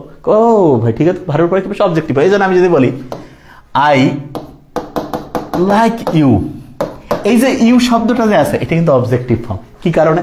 কারণ ভার্বের পরে যা বসে সেটা হচ্ছে অবজেক্টিভ ফর্ম। যে কেউ বলতে পারে যে ভাই ইউ তো সাবজেক্টিভ বই এরকম অবজেক্টিভ, কিন্তু এটা অবজেক্টিভ ফর্ম। কি ফর্ম? অবজেক্টিভ। তার মানে ভার্বের পর অবজেক্টিভ ফর্ম। সাথে সাথে তোমার একটা মাথায় আসতে পারবে এরকম কি আর কোথাও নিয়ম আছে? আছে। কিরকম? যেমন যদি প্রেপোজিশন যে আছে, কি আছে বলো? প্রেপোজিশন যে আছে এরপরে কিন্তু ভার্বের অবজেক্টিভ ফর্ম বসে। ভার্বের কি বসে বলো? অবজেক্টিভ ফর্ম বসে। Objective form. যে কেউ বলতে পারো যে ভাই এটার এক্সাম্পল, এইটার এক্সাম্পল তুমি কয়েক শত চেষ্টা মানে প্র্যাকটিস করছো, কিন্তু তুমি হয়তো চিন্তা করো নি কিরকম প্র্যাকটিস করছো। যেমন তুমি প্র্যাকটিস করছো যে rice is eaten by me. তুমি যখন ভয়েস করো তুমি শুনছো যে ভার্বের পাস্ট পার্টিসিপলের পরে একটা হচ্ছে যে বাই হইতে পারে বা টু হইতে পারে, যে কোনো একটা অ্যাপ্রোপ্রিয়েট প্রিপোজিশন সাবজেক্ট অবজেক্ট হয়, কিন্তু তুমি কোনোদিন কি জিজ্ঞেস করছো যে আচ্ছা এটা কেন হয়, কি কারণে হয়? মূলত নিয়মটা হচ্ছে প্রেপোজিশনের পরে অবজেক্টিভ ফর্ম দিতে হবে। প্রিপোজিশনের পরে কি দিতে হবে? Objective form. তাহলে যখন ইংরেজির নিয়ম কিন্তু ওর ভিতরে ঢুকানো আছে, কিন্তু আমরা ওই চিন্তা করতে পারি না, এই জন্য মনে করি আন্দাজে বোধহয় নিয়ম একটা দিয়ে দিচ্ছেন। নো, এগুলো খুবই সাইন্টিফিক। তুই যদি মানে পড়তে গেলেই এত মজা যে আচ্ছা এইটার সাথে এটা এরকম করে হয়, এবং কোনো কঠিন না। আবার ওই মানে সাইন্টিফিক ওয়েতে পড়াইতে গিয়ে যদি পড়া কঠিন হয় তাহলে ওই সাইন্টিফিক পড়ার দরকারই নেই। আমি সবসময় বিশ্বাস করি সাইন্টিফিক হইতে হবে ইজি। ইজি যদি কোনো জিনিস সাইন্টিফিক করতে যায় কঠিন হয় তাহলে ওই সাইন্টিফিক বাদ, তার সাথে আনসাইন্টিফিক জিনিসে ভালো। ওকে, বলি এটাই সত্যি কথা। তাহলে যেটা বলছিলাম, তাহলে এই যে দেখো ভার্বের পরে অবজেক্টিভ ফর্ম, প্রিপোজিশন যে রয়েছে এরপরে ভার্বের অবজেক্টিভ ফর্ম, এটা তুমি যে কোনো ভয়েসে করো। আচ্ছা তোমার কি কোনোদিন ভয়েস যখন করতে গেছো কোনদিন কি এইভাবে চিন্তা করছো যে আচ্ছা যখন আমি ভয়েস করি, ধরা যাক যে আমি ভয়েস করছি এরকম করে যে হি প্লেস ফুটবল, ঠিক না? এরকম ভয়েস আমরা করি। তা তুমি দেখবা যে তোমার বইয়ে লিখে রাখছে যে ফুটবল, হ্যাঁ, is played by him, is played by him. আচ্ছা, তো তুমি যখন ভয়েস করো তখন তুমি পড়ছো যে প্রেজেন্ট ইনডিফিনিট টেন্সে যখন আমি ভয়েস করব তখন আমাকে অক্সিলারি ভার্ব হিসাবে এম, ইজ, আর আনতে হবে, ঠিক না? আচ্ছা তোমার কি কোনোদিন মাথায় প্রশ্নটা আসছে যে আচ্ছা ভাইয়া এই প্রেজেন্ট ইনডিফিনিট টেন্সের ভয়েস করতে গেলে কেন আমাকে এম, ইজ, আর আনতে হবে? আমি তো যে কোনো জিনিস অন্য আনতে পারতাম। আসলে ভয়েসের নিয়ম থেকে আল্লাহর একটা অসাধারণ নিয়ম আমরা শিখতে পারি। ইসলামের কিন্তু একটা সবচাইতে সুন্দর নিয়ম হচ্ছে বিপদে প্রথম হচ্ছে প্রতিবেশী আছে না, প্রতিবেশীর দিকে খুব গুরুত্ব দেওয়া যায়, প্রতিবেশীর দিকে খুবই গুরুত্ব। এবং আশেপাশে 40 বাড়ি পর্যন্ত প্রতিবেশী, অভুক্ত থাকলেও তোমার কিন্তু ধরবে। কেউ যদি তোমার সাথে মানে হচ্ছে যে কোনো রকম হেল্প চেয়ে তুমি হেল্প করো নাই ধরবে। এখন আবার শুনতেছি মানুষ নাকি টাকা পয়সা ধার দেয় না, খুবই খারাপ জিনিস। টাকা পয়সা যত পারো ধার দেওয়া উচিত, এটা আমি নিজে উৎসাহিত করি, আমি নিজে বলি। এটা এই কারণে এই যে ধারের সিস্টেমটা, অনেকে কয় যে ভাই ধার এটা খারাপ। নো, ধার সিস্টেমটা খুবই, এবং দান করার চেয়ে, আমি পড়ছি আমার ভুল হতে পারে, আমি তারপর যতদূর আমার মাথায় আছে, দান করার চাইতে ধার দেওয়া বেশি আল্লাহ উৎসাহিত করছেন। দান করার চাইতে বেশি বেশি উৎসাহিত করছেন। কারণ মানুষকে তুমি দিবা, মানুষের একটা মর্যাদা আছে, মানুষকে দিবা তুমি হাত পেতে কেমন, তার চেয়ে যাবে প্রবলেমে পড়ছে একজন কাক দাও, ঠিক আছে। কিন্তু হ্যাঁ অনেকের আবার অভ্যাস তো আলহামদুলিল্লাহ ধার নিচে খেলে নেই, সেটা অন্য। কিন্তু তারপরে তুমি দিবা, আল্লাহ বহুগুণ বাড়াই দিবে। আর যে ওই যে ধারের টাকা দেয় না, সে সারা জীবন ওর অবস্থা আরো খারাপই হবে, রহমত আসবে না। এবং জারণ বিজারণ থেকে আমরা এটা প্রমাণ করতে পারি যে কেউ যদি খালি নেয় ঋণাত্মক হয়, আর যে দেয় তার কি হয়? খালি ধনাত্মক, হ্যাঁ, জারণ জাকাতের মতো বাড়তে থাকে। তো যে জিনিসটা বলছিলাম, ইসলামের খুব অসাধারণ একটা নিয়ম হচ্ছে যখন তুমি একটা বাক্যের ভয়েস করবা, তুমি দেখবা প্রেজেন্ট ইনডিফিনিট টেন্সের ভয়েস করতে গেলে তাকে হেল্প করতে আসে। আচ্ছা ভয়েসটা কি আমি বলি যে ডিরেক্ট যে কাজটা একজন করার কথা সে করতে পারছে না, আরেকজনকে দিয়ে করাবে। তার মানে কি তুমি তোমার একটা প্রবলেম আরেকজনকে দিয়ে করাবে, তাহলে প্রথমকে হেল্প করা উচিত। ফ্যামিলির কেউ থাকলে সে তো করলোই, নাহলে কে? প্রতিবেশী। প্রেজেন্ট ইনডিফিনিট টেন্স দিয়ে তার প্রতিবেশী হচ্ছে প্রেজেন্ট কন্টিনিউয়াস। এবং খেয়াল করবা প্রেজেন্ট ইনডিফিনিট টেন্সে যখন ভয়েস করো তুমি তখন প্রেজেন্ট কন্টিনিউয়াস তাকে হেল্প করতে আসে। একই রকম পাস্ট ইনডিফিনিটের ভয়েস করছো তাকে হেল্প করতে চলে আসে কি? Past continuous. ফিউচার ইনডিফিনিটের ভয়েস করছো তাকে হেল্প করতে আসে ফিউচার কন্টিনিউয়াস। যে কোনো পারফেক্টের মূল বৈশিষ্ট্যই কি? ভার্বের পাস্ট পার্টিসিপল। ঠিক তেমনি করে যে কোনো পারফেক্টে বিন চলে আসে। কি আসে বলো? বিন। যে কোনো কন্টিনিউয়াসে ভার্বের কি থাকে? সাধারণত আইএনজি থাকে। যে কোনো কন্টিনিউয়াসের যখনই আমি ভয়েস করবো তখন বিং আসবে, বিং। তার মানে কোনো মুখস্থ না, একদম সাইন্টিফিক। যে ও আচ্ছা ভয়েস মানে আরেকজনকে দিয়ে কাজটা করাবো, তাহলে আমার কাজটা আমি যদি আরেকজনকে দিয়ে করা, আমাকে কে হেল্প করবে? প্রথম আমার প্রতিবেশী, সবচেয়ে কাছের যে প্রতিবেশী সে হেল্প করবে। তাহলে যে জায়গায় আমরা ছিলাম সেটা হচ্ছে যে ওই যে জায়গা থেকে আমরা বের হয়ে এসেছি, দেখো যে এখানে ভার্ব যে রয়েছে, যে কোনো বাক্য যদি প্যাসিভে থাকে তাহলে অক্সিলারি ভার্ব যুক্ত করতে হবে। এখান থেকে এই কথাটা এসেছে। এবং খেয়াল করবা যে তুমি এখানে একটা বাক্য প্যাসিভে থাকলে কোন অক্সিলারি ভার্ব বসাচ্ছে, যেমন উড, শুড, এগুলোর সাথে বি হচ্ছে। যদি উড হ্যাভ, শুড হ্যাভ, এরপরে দেখো এই যে বিন হবে, ঠিক আছে। তার মানে অক্সিলারি ভার্বের ব্যবহারটা খুব সহজ করে বললে, যেই টেন্সে তুমি ভয়েস করছো তারপরের যে টেন্সের অক্সিলারি ভার্বটা আছে সে তাকে হেল্প করতে চলে আসে। এই বেসিকটা মাথায় রাখলে যথেষ্ট হয়ে যাবে। আচ্ছা, এরপরে আমরা আরেকটা জিনিস শিখতে পারি, সেটা কি মোস্ট ইম্পর্টেন্ট একটা নিয়ম রয়েছে, সেটি হচ্ছে ওয়ান দিয়ে একটা নিয়ম রয়েছে। যেমন আমরা যদি বলি 1/3 অফ দ্য ওয়ার্ক। আচ্ছা, এই যে ওয়ার্ক শব্দটা, এটা কাউন্টেবল না আনকাউন্টেবল? যে কেউ বলবে ভাই ওয়ার্ক তো এটা প্লুরাল হচ্ছে না, এটা আনকাউন্টেবল। এটা কিন্তু এখানে নাউন, এখানে কিন্তু ভার্ব না, এটা আনকাউন্টেবল।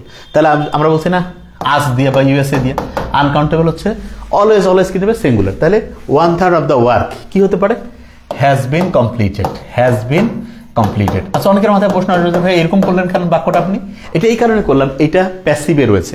আচ্ছা ভাই এটাকে কি আর অন্যভাবে লিখতে পারতাম? অবশ্যই পারতাম। 1/3 of the work is completed দিলেও দিতে পারতাম, কিন্তু হ্যাজ বিন থাকলে হ্যাজ বিন দিব, ইজ থাকলে ইজ দিব।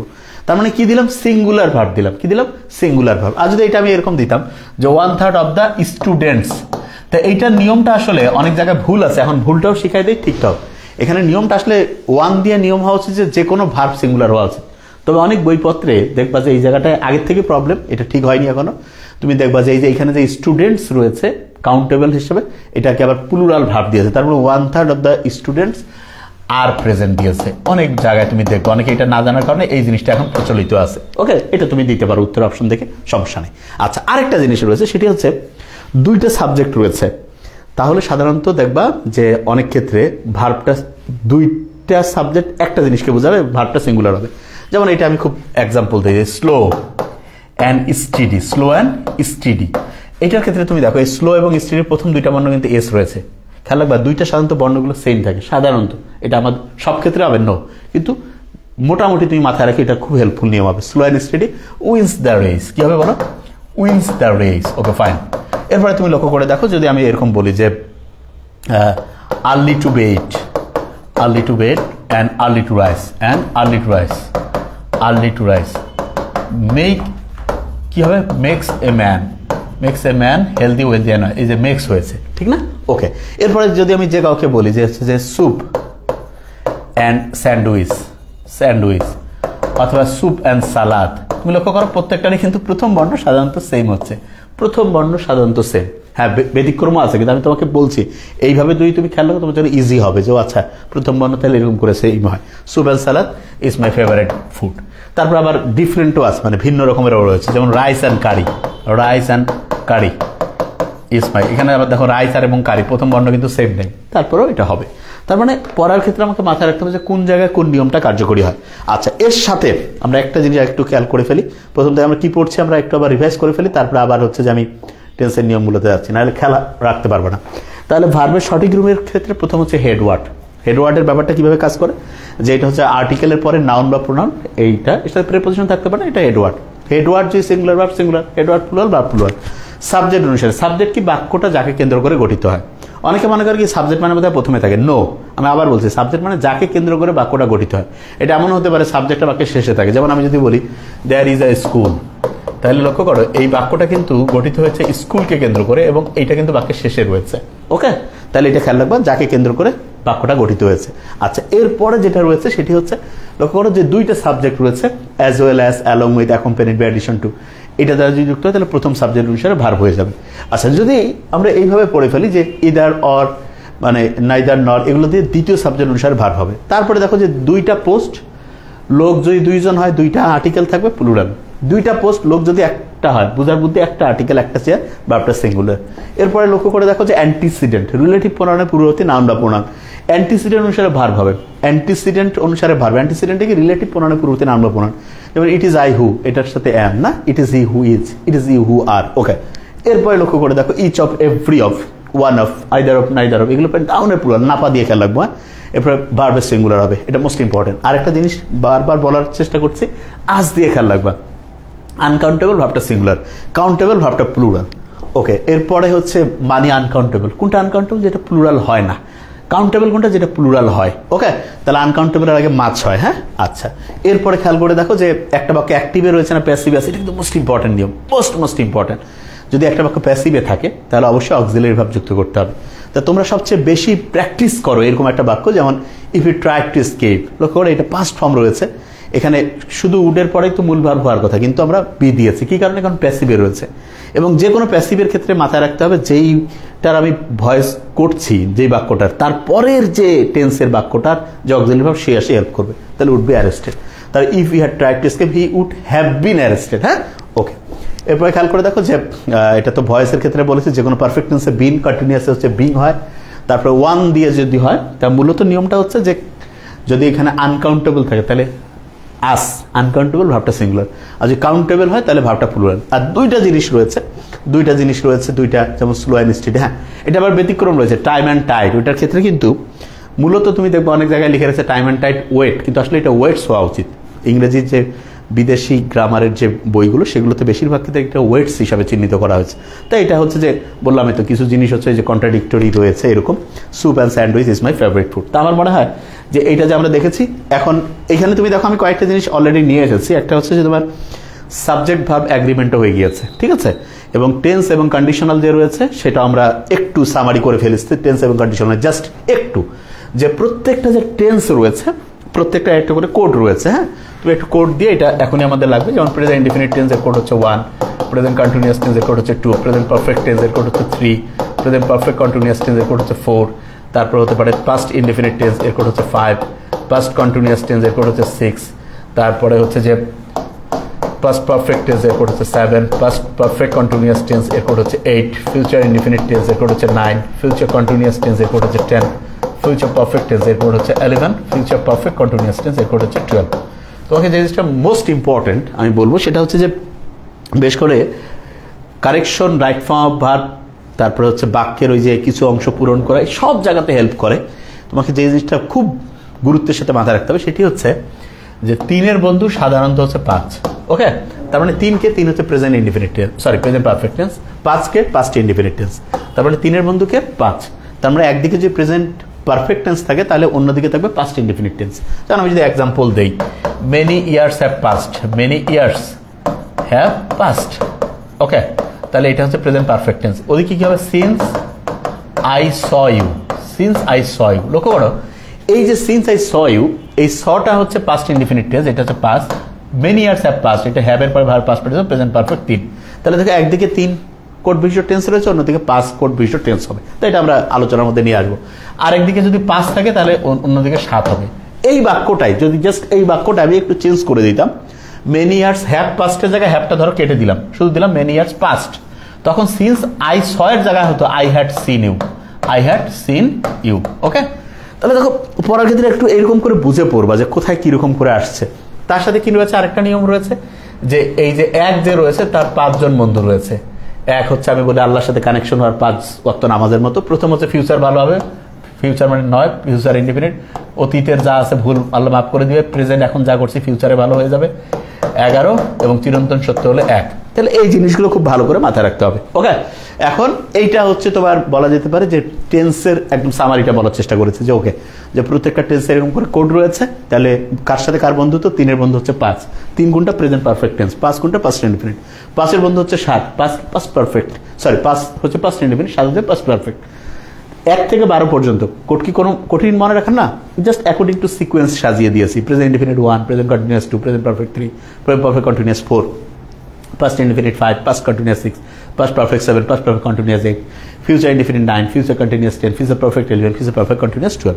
বন্ধুত্বটা খুব সহজ, তুমি দেখবা যে যোগ করলে যোগফল জোড়া হচ্ছে। যেমন 3-এর বন্ধু 5, হ্যাঁ, 5-এর বন্ধু 7, যোগ করো 3 আর 5 যোগ করলে 8, 5 আর 7 যোগ করলে 12, 1-এর 5 জন বন্ধু হচ্ছে 9 5 3 11 1, 953 11 1, অনেকে এইভাবে খেয়াল করতে পারো। তাহলে 1-এর বন্ধু হচ্ছে 9, ও আচ্ছা 9 1 10, 1-এর বন্ধু হচ্ছে 5 6, যোগ করলে 3 1 4, 11 1 12, 1 1 চিরন্তন সত্য হলে, যেমন if you hit water it turns into vapour, চিরন্তন সত্য হলে 1-এর বন্ধু 1। আমি ফার্স্ট বলছি এই কারণে যেহেতু তোমাদের মেডিকেল অ্যাডমিশন টেস্ট, এই জন্য আমরা যে কোনো লাইভ ক্লাসের মূল নিয়মটা হচ্ছে সবচেয়ে ফার্স্ট আমরা পড়ার চেষ্টা করব, যাতে করে আল্লাহর রহমতে হচ্ছে যে সময়ের কোনো অপচয় না হয়। ঠিক আছে, ওকে, এই জিনিসটা খুব ভালো করে মাথায় রাখতে হবে ইনশাআল্লাহ। ওকে, তাহলে আমি যে জায়গায় ছিলাম, কেননা নিশ্চয়ই বুঝতে পারছো যে আমি ফার্স্ট পড়াবো, যেহেতু এখন তোমাদের মেডিকেল অ্যাডমিশন টেস্ট, যে লাইভে তুমি যদি 1 ঘন্টা টাইম যে দিবা, সেটা যে তোমার মিনিমাম 6 থেকে 7 ঘন্টার উপকার হয়। মানে ওই পড়াটা নিজে পড়তে গেলে তোমার 6 থেকে 7 ঘন্টা লাগতো, সেটা আমি লাইভে ওই সে খোসর মশরাই কোথা থেকে জয়েন করছো আসসালামু আলাইকুম, নো, এগুলো চলবে না, একদম পুরা মূল কথাতে চলে যাব। ঠিক আছে, আচ্ছা এএফএমসির যে নিয়মকানুন, এটা নিয়ে আমরা আগামীকালকে একটা আলোচনার মধ্যে আনবো। আগামীকালকে, আজকে ইংলিশের পড়া, কালকে একটা হচ্ছে জেনারেল নলেজের পড়ার সাথে ওইটা আমরা পড়বো কালকে ইনশাল্লাহ। কারণ আজকে এমনিতে টাইম ঘড়ি আমার প্রত্যেক সেকেন্ড হচ্ছে দৌড়াচ্ছে খালি। তাহলে যেটা বলছি যে প্রত্যেকটা পার্টস অফ স্পিচে আর কি প্রত্যেকটা টেন্সের যে কোড রয়েছে, তাহলে 1-এর এরকম 5 জন বন্ধু হচ্ছে 9 5 3 11 1, 5-এর বন্ধু 7, 3-এর বন্ধু 5। ওকে, তাহলে আচ্ছা এখানে আরেকটা ইন্টারেস্টিং নিয়ম বলে রাখি, 1-এরও বন্ধু কিন্তু, যদি এখানে 1-এর বন্ধু 5 দিয়েছি, এখানেও বলে রাখছি 1-এর বন্ধু 5, ইচ্ছা করে একটু বললাম, এই জিনিসটা একটু ভালো করে মাথায় রাখবা। ঠিক আছে, ওকে, তাহলে ইনশাআল্লাহ সবাই আমার মনে হয় যে হ্যাঁ ইনশাআল্লাহ একদম ইজি ওয়েতে মাথায় নিয়ে নিতে পারবা। ওকে, তারপরে আমরা একটু কন্ডিশনালটাকে একটু জাস্ট খালি বলে রাখি। কন্ডিশনালটাকে আমি বলি সবসময় যে এটা হচ্ছে দাড়িপাল্লার মতো।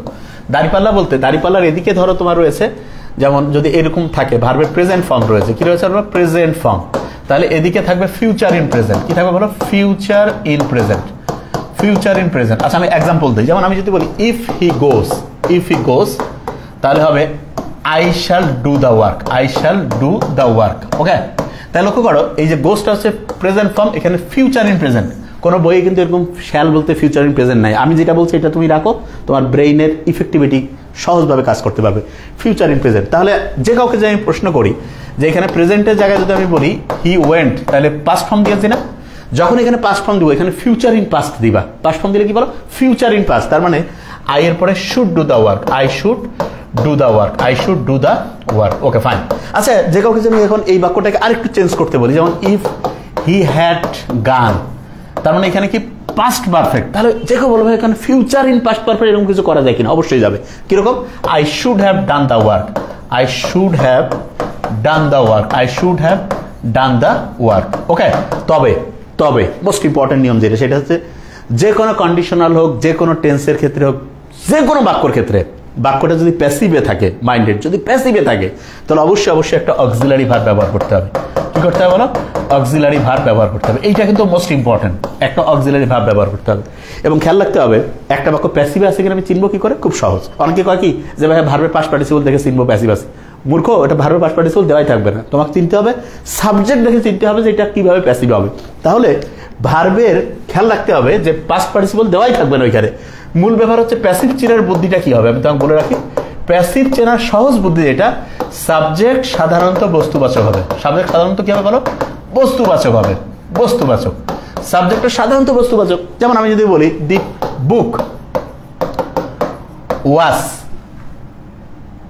এটাকে আমরা এইভাবে বলতে পারি লস্ট। আচ্ছা, বইটাকে নিজে নিজে হারাইতে পারে? প্রশ্ন আসে না, কেউ না কেউ চুরি করছে, মানে কারো দ্বারা সরানো হয়েছে। দি বুক ওয়াজ লস্ট, তাহলে এটা কি রয়েছে? প্যাসিভে রয়েছে। কিভাবে বুঝলাম? কারণ বই তো নিজে নিজে হারাইতে পারবে না, এই জন্য হচ্ছে যে একটা অক্সিলারি ভার্ব আসছে, তারপরে পাস্ট পার্টিসিপল আসছে। ওকে, মোস্ট ইম্পর্টেন্ট। আচ্ছা, এবার যদি আমি এরকম বলি দ্য রুম ওয়াজ ক্লিনড, তুমি লক্ষ্য করে দেখো প্যাসিভে রয়েছে, এই জন্য এই যে অক্সিলারি ভার্ব এসেছে, এরপর ভার্বের পাস্ট পার্টিসিপল হয়েছে। কিভাবে বুঝলাম প্যাসিভে আছে? কারণ রুম নিজে নিজে ক্লিন হইতে পারবে না, কারো দ্বারা হয়েছে। তা ব্র্যাকেটে দেওয়া থাকে কি? দি বুক, ব্র্যাকেটে দেওয়া থাকে টু লস। তাহলে তোমার ঠিক করতে হইতো কি? ওয়াজ লস্ট, বা যে কোনো একটা প্যাসিভে নিয়ে এসে ভার্বের পাস্ট পার্টিসিপল করতে হইতো, প্যাসিভে নিয়ে এসে ভার্বের পাস্ট পার্টিসিপল। ঠিক আছে, এই জিনিসটা খেয়াল করতে হবে। আচ্ছা, একজন বলছে যে প্যাসিভ হলে বিন হতো না, প্যাসিভ হলে এইটাও একটা প্যাসিভ ভয়েসের বাক্য, দি বুক ওয়াজ লস্ট। যদি এটাকে তুমি ইচ্ছা করলে প্রেজেন্ট পারফেক্টের প্যাসিভ করো, দি বুক হ্যাজ বিন লস্ট, তাহলে হবে। হ্যাঁ, দি বুক হ্যাজ বিন লস্ট, তাহলে প্রেজেন্ট পারফেক্টে হচ্ছে প্যাসিভ করছো। ভয়েস যে কোনো টেন্সের প্যাসিভে ভয়েস করা যাবে, বুঝতে পারছো? বাক্যটাকে ঠিক করা যাবে।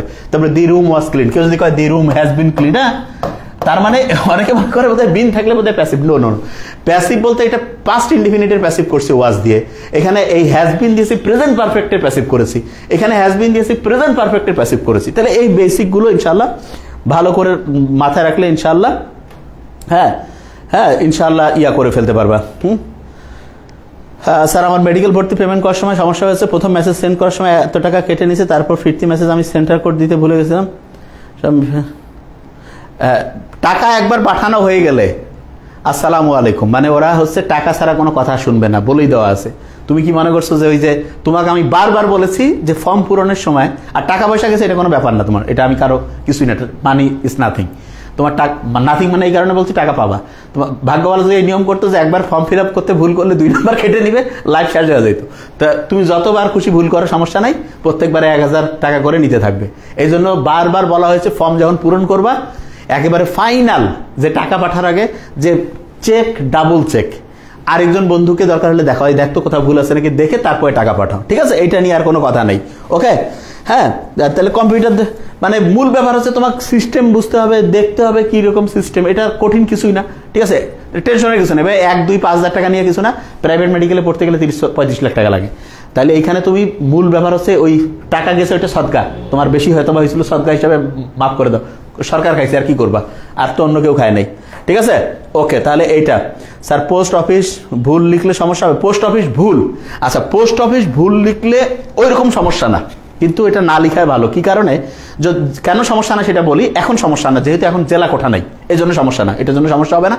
কেননা যদি জেলা কোঠা থাকতো তখন এটার সাথে একটা গ্যাঞ্জাম লাগার চান্স থাকতো, কিন্তু এখন তো জেলা কোঠা নাই, এই জন্য এটাতে সিগনিফিক্যান্ট ভুল হিসেবে এটা চিহ্নিত করা হবে না। এখানে স্পষ্ট করে লেখা আছে যে এমন ভুল তুমি করছো যেই ভুলটা তোমার মেরিট লিস্টে তোমার নাম আপ ডাউন করার ক্ষেত্রে হেল্প করছে, সেই ভুল করলে প্রবলেম আছে। আমি আবার বলছি, তুমি ভুল করে দিয়ে দিচ্ছ হচ্ছে ফ্রিডম ফাইটার কোঠা আছে, আসলে তোমার নাই, তাই তোমাকে দিবে, ভর্তি করাবে, প্রশ্ন আসে না। তুমি তো আরেকজনের সিট খাইছো, প্রশ্ন আসে না।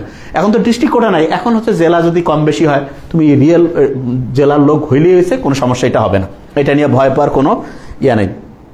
হ্যাঁ, আচ্ছা, যে কাউকে আমি বলি নিজে যদি আমরা চিন্তা করি যে চান্স পাওয়া সম্ভব না, এইটা সবচেয়ে নেগেটিভ। আমি কিন্তু এইরকম কমেন্টস দেখলে আমি মেজাজ আমার খুবই গরম হয়ে যায়। আমি বারবার বলি পরীক্ষার শেষ পর্যন্ত লড়াই করার সাহস থাকতে হবে যে হ্যাঁ সর্বোচ্চ পড়বো। আচ্ছা, মেডিকেল যদি না হয় ভার্সিটিতে হবেই কনফার্ম, অত টেনশনের কি। কিন্তু আগের থেকে যাবে আমি ভার্সিটি, আর ভাই ভার্সিটিতে কিছুই না, আমি তো বলেছি না আমাদের এখানে যারা মেডিকেলের জন্য পড়ে ওর যদি ভার্সিটিতে জাস্ট পরীক্ষা দেওয়ার সুযোগ থাকে ইনশাল্লাহ 100% টিকবে। ভার্সিটি কিচ্ছু না, এগুলো নিয়ে আর কোনো কথা নেই। ওকে, তাহলে এখন আমরা পড়ার মধ্যে ফিরে আসি। ওকে, তাহলে দি রুম ওয়াজ ক্লিন, হ্যাঁ, তারপরে the room has been clean. তাহলে আমার মনে হয় ইনশাল্লাহ প্রত্যেকে বুঝে ফেলেছো। হ্যাঁ, এই যে পড়ার ফ্লোটা এখন নষ্ট হয়ে গেল এই যে কমেন্টস দেখে, এই জন্য আমি বলি কি তোমাদের অভ্যাসটা হয়েছে এইটা, তোমরা আসলে পড়ো না তো, মনে খালি এদিক ওদিক, মানে মূল জিনিসের প্রতি ফোকাস নাই। এই যে আমি কমেন্টসটা যে কেন চালু করলাম, দেখতে গিয়ে এই যে দেখলাম, এই জন্য আমি মোবাইলটা দেখতেছিলাম না। প্রথম থেকে আমি বলি মোস্ট ইম্পর্টেন্ট জিনিস ফ্লো স্টেটে পড়তে হবে, কোনো নেগেটিভ চিন্তা আনা যাবে না যে ইনশাল্লাহ চান্স পাবোই পাবো, চান্স পাবো না ভাই পাবা না, এটা চিন্তা করে কি চান্স পাওয়ার চান্স বাড়বে? এটা তারও কমে যাবে। তুমি যে অবস্থায় আছো, শুনো, যেই অবস্থায় আছো, একটা জিনিস বলে রাখি, সেটা হচ্ছে মানে এখন আমরা যারা ইমানদার ভালো চিন্তা ভাবনা করি তাদের সাথে দেখো যে শয়তানি লোকজন অনেক উন্নত করতেছে না। এটা কারণটা কি আমি বলি, আমরা ইমানদার কিন্তু ইমান আল্লাহর প্রতি বিশ্বাস আছে, কিন্তু পরিশ্রম করার মানসিকতা আমাদের ঘাটতি। আর দেখবা শয়তানি চিন্তা ভাবনা করতেছে খারাপ, কিন্তু পরিশ্রম করতেছে হিউজ। দেখা যাচ্ছে ওই শয়তানি হলেও আল্লাহ তো কাউকে তার হচ্ছে যে কর্মফল ব্যর্থ করেন না।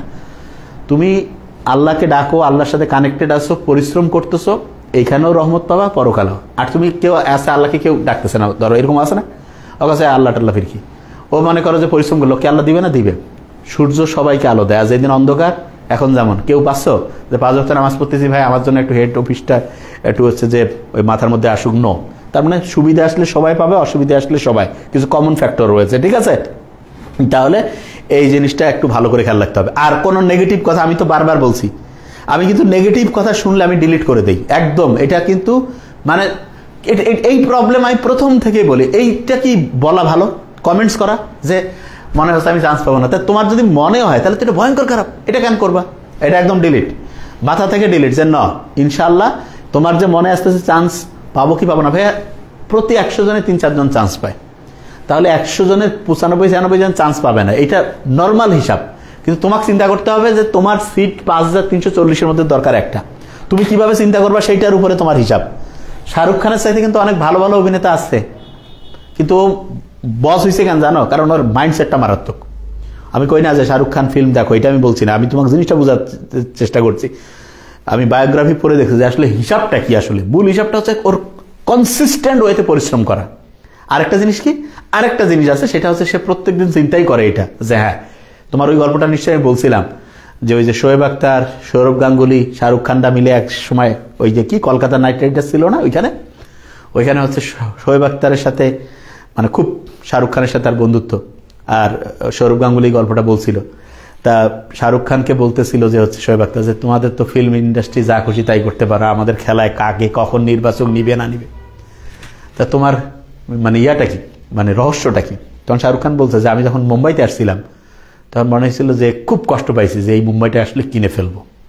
তো এখন যে বাসায় থাকে তার পিছনেই সে হচ্ছে যে পার্কের মধ্যে এসে বলছে এই বাসাটাও কিনবো, এবং প্রত্যেক দিন সে চিন্তা করতো যে সে হচ্ছে ওইখানকার হেড হবে। তা তুমি এতগুলো লোকের মধ্যে সে কে, ওর প্রথম দিকের অভিনয় আমি দেখে উৎসাহিত করি না, কিছুই না, কিন্তু মাইন্ডসেট খুব ইম্পর্টেন্ট। তা তোমাকে আমি বলবো যে মাইন্ডসেটটা খুব মারাত্মক। এবং ক্রিস্টিয়ানো রোনালদো এটা তো অসাধারণ, এটা বলতেই হবে যে প্রত্যেক দিন প্র্যাকটিস করতে হবে, একদিনের জায়গায় 2 দিন মিস করছো শেষ। আর তোমরা কি আজকে পার্টি অমুক তমুক, এগুলো কোনো ফালতু মার্কা কথা আমার শোনার টাইম নেই, মূল কথা পড়ার মধ্যে চলে আসো, পুরো পড়ার ফ্লো নষ্ট করে দিচ্ছ এইগুলা যাতে। হ্যাঁ হ্যাঁ, এই যে জিয়াম নুর, থ্যাংক ইউ। মানে পড়া যেরকম সর্বোচ্চ পরিশ্রম করো, দেখো যে ভালো হবে, আমি সবসময় বলি। হ্যাঁ হ্যাঁ, বলবা যে ইনশাল্লাহ ভালো অবস্থায় আছি, এটা যখনই তুমি বলবো তোমার ব্রেন কাজ করো। আর তুমি যখন বলবা যে আমি বোধহয় পারবো না, তখন ব্রেন মনে করবে তুমি এটা চাও। আমি তোমাদের বারবার ভিডিওতে বলি, তুমি যেটা মুখে বলো, মনে চিন্তা করো, ব্রেন মনে করে তুমি সেটা চাও। ও তো আর জানে না যে আমরা এরকম পাগল ছাগল, ও মনে করে ও প্রভু এটা চাচ্ছে। প্রভু বলতে আল্লাহর কথা না, মানে মাইন্ডের কন্ট্রোল তো আল্লাহ তোমাকে দিছে দুনিয়া, তুমি কি চিন্তা করবা, কি বলবা। ফেরেশতারা কি এসে বলে কয় যে আলিফ লাম মিম ক, না, তোমার মন যেটা চায় তুমি বলো। তাহলে ব্রেন শুনে তো মেশিন, ওই যে রোবট আছে না, বলছে যে এই থাপ্পড় শুরু করো, মাইক দেওয়া শুরু করছে। তা তুমি যা বলো এই তো তার চাইতে সফিস্টিকেটেড, ও ওই অনুযায়ী কাজ করে। তা তুমি ভুলো এটা কোনো স্টুডেন্টকে আমি বলি, তোমরা আমাদের এখানে পড়ো, অন্য জায়গায় পড়ো, যেই অবস্থায় আসো আলহামদুলিল্লাহ প্রিপারেশন ভালো, সামনের দিন ভালো করে পড়বো, সর্বোচ্চ দিয়ে দিব, বাস সর্বোচ্চ দেবো। তার তুমি সর্বোচ্চ দেওয়ার আগে কোনো কথা নেই, বাস সর্বোচ্চ দেবো তারপরে কথা, ঠিক আছে? আর কোনো আমি নেগেটিভ শুনতে চাই না, বাস। আচ্ছা, তাহলে এই জিনিসটা ইনশাল্লাহ আমার মনে হয় প্রত্যেকের মাথায় চলে আসছে। তাহলে যেটা বলছিলাম এটার সাথে দেখো, যে কোনো বাক্য যদি অ্যাক্টিভ বা প্যাসিভের যে মূল ব্যাপারটা সেটাও ভালো করে মাথায় থাকবে, যে প্যাসিভে থাকলে একটা কি হবে, অক্সিলারি ভার্ব চলে আসবে। আচ্ছা, তার সাথে আমি আর কয়েকটা নিয়ম জাস্ট একটু বলি, আমরা ক্লাসের শেষের দিকে একদম প্রায় বলা যেতে পারে যে হ্যাঁ 50 মিনিট, আর কয়েক মিনিটের মধ্যে আমরা শেষ করে ফেলবো ইনশাল্লাহ, এবং সামারিও করে দেবো গোটা ক্লাসটা কি বললাম। আজকে প্র্যাকটিস না করি, আগে জিনিসটা বুঝাই দিই মাথায়, তুমি বইয়ের প্র্যাকটিস করবো, একটা প্র্যাকটিস করাতে পারি, রেডি আছে, তারপর একটু বলি। স্পেসিফিক কিছু শব্দ আছে যে শব্দটা স্পেসিফিক টেন্সকে নির্দেশ করে, যেমন আমি দ্রুত বলছি, যদি কোনো বাক্যে যে এভরিডে, তোমরা আমার মনে হয় জানো, রেগুলারলি, ডেইলি, সামটাইমস, রেগুলারলি, তারপর হচ্ছে ডেইলি, অকেশনালি, সামটাইমস, আছে না এরকম, এই শব্দগুলো যদি থাকে তাহলে এটা প্রেজেন্ট ইনডিফিনিট টেন্স হবে। কি বলো? Present indefinite tense. তাহলে যে কোনো বাক্য everyday, regularly, daily, occasionally, sometimes, often, usually, এগুলো থাকলে কি প্রেজেন্ট ইনডিফিনিট, বাস এগুলো জানো। কোনো বাক্যে যদি এরকম থাকে যে নাও, অ্যাট দিস মোমেন্ট, তারপরে হতে পারে অ্যাট প্রেজেন্ট, এরকম যদি থাকে তাহলে সেটা প্রেজেন্ট কন্টিনিউয়াস টেন্স। এটা কি হবে বলো? Present continuous tense. ওকে, এরপরে যে কোনো বাক্যে জাস্ট নাও, তারপরে হচ্ছে অলরেডি, ইয়েট, নেভার ইভার, ঠিক আছে, নেভার ইভার, তারপরে হতে পারে রিসেন্টলি, শুনতেছো নিশ্চয়ই মুখের সাথে, হ্যাঁ? তাহলে just now, already, yet, never ever, recently, ঠিক আছে, এগুলো থাকলে কি হবে বলো তো? এগুলো থাকলে থাকবে প্রেজেন্ট পারফেক্ট টেন্স। ওকে, যদি সিন্স এবং ফর রয়েছে, সিন্স এবং ফরের দুইটা নিয়ম রয়েছে। মডার্ন ইংলিশে কিন্তু প্রেজেন্ট পারফেক্ট টেন্সও সিন্স ফর বসে, বলছি আবার খুব ইম্পর্টেন্ট, মডার্ন ইংলিশে প্রেজেন্ট পারফেক্ট টেন্সও সিন্স ফর বসে। আবার দেখা যাচ্ছে যে একটা কাজ শুরু হয়েছে, এখনো চলছে, চলমান আছে, সেক্ষেত্রে প্রেজেন্ট পারফেক্ট কন্টিনিউয়াস টেন্স হবে। চলমান আছে বুঝালে কি হবে? প্রেজেন্ট পারফেক্ট কন্টিনিউয়াস টেন্স হয়ে যাবে। আচ্ছা, আরেকটা ইন্টারেস্টিং জিনিস রয়েছে, সেটা কি, যে এগো, তারপর হচ্ছে লং এগো, তারপরে হচ্ছে লং সিন্স, তারপরে হচ্ছে ওয়ান্স, তারপরে হচ্ছে ইয়েস্টারডে, তারপরে এনি ডেট অফ পাস্ট, তার মানে অতীতের যে কোনো তারিখ যদি থাকে তাহলে সেটার ক্ষেত্রে হয়ে যাবে কি পাস্ট ইনডিফিনিট টেন্স হবে। আর এই মৌলিক নিয়মটা তো প্রত্যেকেই জানো, সেটা হচ্ছে যে কোনো জায়গায়, এইটা একটু জাস্ট বলে রাখি যে নো সুনার, হ্যাঁ, নো সুনার যে রয়েছে, এই no sooner had he seen the police, আমি একটু বাক্যই লিখে দিই, had he seen the police then he ran away. আচ্ছা, এটা খেয়াল রাখো, নো সুনার দিয়ে যে অংশটা থাকে সেটা পারফেক্ট টেন্স থাকে, এরপরে দেন থাকবে, নো এর সাথে নট মিলায় করবা দেন, এরপরে পাস্ট ইনডিফিনিট, তার মানে সাতের বন্ধু পাঁচের বন্ধুর সাথে এই নিয়ম। তাহলে এদিকে no sooner had he seen the police then he ran, এবং এখানে ইন্টারেস্টিং জিনিস রয়েছে, এই সাবজেক্টের আগে হ্যাডটা চলে আসছে, এটাকে আমরা বলি ইনভার্সন। কি বলি বলো? ইনভার্সন বলে। ওই যে বলে না যে ইনভার্স 1, তার মানে কি 1/x, তার মানে যে জায়গায় সাবজেক্ট থাকার কথা সেটা উল্টে গেছে, ভার্ব এবং সাবজেক্ট তার জায়গা চেঞ্জ করছে, এটাকে বলে ইনভার্সন, ঠিক আছে? No sooner had he seen the police then he ran away, তাহলে নো সুনারের পরে এই যে পাস্ট পারফেক্ট, এরপরে পাস্ট ইনডিফিনিট, ঠিক আছে? আচ্ছা, এরপরে স্কার্সলি যদি থাকে, scarcely, had he seen the police, কথা, এখানে কি হবে বলো তো? হোয়েন হবে, হোয়েন। তারপরে যদি হচ্ছে হার্ডলি থাকে, হার্ডলি হ্যাড দিয়ে এরকম রয়েছে, বিফোর হবে, কি হবে বলো? বিফোর, এবং এরপরে অংশটা পাস্ট ইনডিফিনিট। তাহলে খুব ইম্পর্টেন্ট এই তিনটাকে আমি বলি কি জানো, ওই যে ত্রয়ী নিয়ম আছে না, ওই ফিজিক্সের ক্ষেত্রে যে তরঙ্গে অ্যাপ্রোচ যে 4, 5, 6 খেয়াল আছে নাকি? সব খেয়াল চাল্লাই জানি, যে ওই যে অষ্টক, তারপরে ত্রয়ী, হ্যাঁ? আচ্ছা, তা যে জিনিসটাই বলছিলাম সেটা হচ্ছে খুব ভালো করে খেয়াল রাখবা যে এই স্কার্সলি থাকলে এখানে হোয়েন হবে, মোস্ট ইম্পর্টেন্ট। হার্ডলি থাকলে এখানে বিফোর, অনেক জায়গায় তোমাদের দিয়ে রাখছে যে সবগুলো হয়, নো, হার্ডলি থাকলে বিফোর, এটা মনে রাখবা, হিমোগ্লোবিন দিয়ে খেয়াল রাখবা। তাহলে এইচতে হার্ডলি আর বিতে বিফোর। আর নো সুনার একটা খেয়াল রাখবা, নো নট, তার মানে নো সুনার আর নটের টি দিয়ে হচ্ছে দেন, নটের টি দিয়ে কি হচ্ছে? দেন হবে, আর স্কার্সলি থাকলে হচ্ছে হোয়েন হবে। এইটুকু বেসিক জিনিস খুব ভালো করে মাথায় রাখবা, ঠিক আছে? তাহলে ইনশাল্লাহ দেখবা যে একদম ইজি হয়ে যাবে। তাহলে আমার মনে হয় এই জিনিসটা ইনশাল্লাহ বুঝে ফেলেছো। তাহলে আমরা গোটাল রাইট ফর্ম ভার্বের ক্ষেত্রে গোটাল নিয়মগুলোকে আমরা এখন সামারি করব, ঠিক আছে? খুব দ্রুততার সাথে 2-1 মিনিটের মধ্যে ইনশাল্লাহ তোমরা গোটাল জিনিসটা একদম এই অনুযায়ী প্র্যাকটিস করবা, দেখবা যে একদম ইজি হয়ে যাবে। আর যারা হচ্ছে যে ওই যে মেডিজিনিয়াস যে প্রোগ্রাম রয়েছে সেগুলোতে হচ্ছে যে ফর্মটা সুন্দর করে রেজিস্ট্রেশন করে ফেলো, মানে হিউজ প্রাইজ মানি আমরা দিয়ে রেখেছি। এবং তার সাথে যেটা যে 19 তারিখ পরীক্ষা দিলেই 20 তারিখে ইনশাআল্লাহ মোবাইলে তোমার একদম সুন্দরভাবে চলে যাবে যারা যারা পুরস্কার জিতবে। আর আরেকটা জিনিস এইখানে হচ্ছে যে আরেকটা জিনিস রয়েছে, সেটাকে আমি যেটা বলি যে তোমার এই মডেল টেস্ট 15 তারিখ থেকে শুরু হচ্ছে, আগামী পরশু দিন থেকে ওইখান থেকে একদম টোটাল হচ্ছে যে 3200 মার্কসের পরীক্ষা রয়েছে ওইখানে। আর হচ্ছে মেডি ইংলিশ এবং জিকের, মূলত ইংলিশের জন্য কেউ চাইলে জিকেটাও নিতে পারে, শুধু ইংলিশটাও নিতে পারে। শুধু ইংলিশ নিলে ইংলিশ বইটা পাবে, আর জিকে নিলে শুধু মানে ইংলিশের সাথে জিকে নিলে ইংলিশ জিকে দুইটাই পাবে।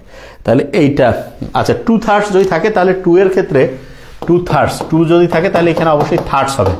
হ্যাঁ, আর অন্য যে নিয়মটা আছে সেই নিয়মটাই আনকাউন্টেবল হলে ভার্বটা সিঙ্গুলার, কাউন্টেবল হলে ভার্বটা প্লুরাল, কিন্তু এখানে 2 এর পরে এখানে থার্ডস হবে। ঠিক আছে, এটা খুব ভালো করে হ্যাঁ মেরিট দেওয়া হবে ইনশাআল্লাহ, মেরিট অবশ্যই দেওয়া হবে ইনশাআল্লাহ। পরীক্ষাটা ওইভাবেই একদম দেখাবো না হবে যে কার, বিশেষ করে যারা বেশি নাম্বার ওদেরটা আমরা তো দেখাবো ইনশাআল্লাহ ভালো করে, যে বেস্ট হচ্ছে যে এতজন ওইটা দেখানো হবে ইনশাআল্লাহ। যে কম পাইছে তারটা সে নিজেই তো দেখলে হয়, কারণ আমি সবসময় বিশ্বাস করি যে কম পাইছে তার দুর্বলতা অন্যের সামনে প্রকাশের দরকার নেই। যে ভালো রেজাল্ট করছে বেশি পেয়েছে তা কি, ঠিক আছে, তাহলে ইনশাআল্লাহ খুব বেশি পজিটিভ হবে। হ্যাঁ ঠিক আছে, তাহলে এই জিনিসটা খুব ভালো করে 24-এর ব্যাচ, হ্যাঁ 24-এর তোমাদের রেগুলার কিন্তু কিছু কিছু করে সামারি মনে হয় দেওয়া হচ্ছে, এখনো শেষ হয়নি ইনশাআল্লাহ, দ্রুতই শেষ করে তারপরে, মানে আমরা সবসময় বলি যে একটা জিনিস ভালো করে শেষ না করলে আমরা ওই যে কোর্স চালু করি না, মানে সিস্টেম পুরো আলাদা। ঠিক আছে, কারণ আমরা হচ্ছে যে একটা জিনিস সুন্দর করে চমৎকারভাবে স্যার 1 আওয়ারে সায়েন্সের চ্যাপ্টারগুলো পড়ার রূপরেখা কেমন হতে পারে? 55 দিন লাগবে। 1 আওয়ারে সায়েন্সের 55টা যে চ্যাপ্টার রয়েছে, আমি সবসময় বলি 55টা চ্যাপ্টার, কিছু চ্যাপ্টার আছে যে 10 মিনিটে রিভিশন হয়ে যাবে, 10 মিনিটস তোমার খুব ভালো। কিছু চ্যাপ্টারে সর্বোচ্চ লাগতে পারে, খুব বেশি লাগলে খুব বেশি 40 মিনিট টাইম লাগবে, তার বেশি নাই। কারণ তুমি ইনশাআল্লাহ সামারি ক্লাস ভালো করে পড়ছো, পরীক্ষা দিছো, কোশ্চেন ব্যাংক পড়ছো, প্র্যাকটিস করছো, ডাইজেস্ট, দাগানো বই, কত কিছু। এখন বিশ্বাস করো পরীক্ষার প্রশ্ন তুমি দেখবা কমন, ইনশাআল্লাহ কমন, জাস্ট ঠান্ডা মাথায় ইয়া করবা তাহলে হয়ে যাবে। স্যার কি বলছে, গিভ প্লেস টু ইয়ার বেটার্স, বেটার্সটা কি? আচ্ছা পজিটিভের পরে এটা নাউন 100% জুবাইর খান, হ্যাঁ ঠিকই বলেছে, এটা কে প্রশ্ন করছে? মুত্তাকিনুর রহমান রাফি, এই দেখছো এই যে জুবাইর খান জেন পারলো, কত সুন্দর, ফার্স্ট 25-এর স্টুডেন্ট, আমি খুব পরিচিত, আমি দেখি আর কি, জানি না মানে 25 আমি চিনি আর কি, দেখছো কি আমাদের এখানেই বোধহয় পড়ে, আমাদের এখানে গিভ প্লেস টু ইয়ার বেটার্স, বেটার্স পজিটিভের পরে এটা নাউন হবে। ঠিক আছে স্যার, মেডিকেলে কানেক্টরস থেকে কোশ্চেন্স কি আছে আসে প্লিজ স্যার বলবেন, আমি তা পাই না। আচ্ছা কানেক্টরেরও ক্লাস চলে আসবে, মেডিকেলের মডিফায়ার আসবে না। আচ্ছা মডিফায়ার জিনিসটা কি বুঝো? মডিফায়ার বলতে অ্যাডজেক্টিভ এবং অ্যাডভার্ব যে রয়েছে এইটা, এই দুইটা হচ্ছে মডিফায়ার, ডিটারমিনার যে রয়েছে এটা হচ্ছে মডিফায়ার। ঠিক আছে, অলরেডি তোমরা মডিফায়ার পড়ছো, এই যে অনেকে বুঝো নাই মনে হয়, এটা হচ্ছে মূল ব্যাপার। তাহলে আমরা একটু রিভিশন দিই, হ্যাঁ অনেকগুলো কমেন্টস দেখেছি, এখন রিভিশনের মধ্যে আমরা চলে যাবো ইনশাআল্লাহ, মন দিয়ে ইনশাআল্লাহ খুব দ্রুত ভালো করে।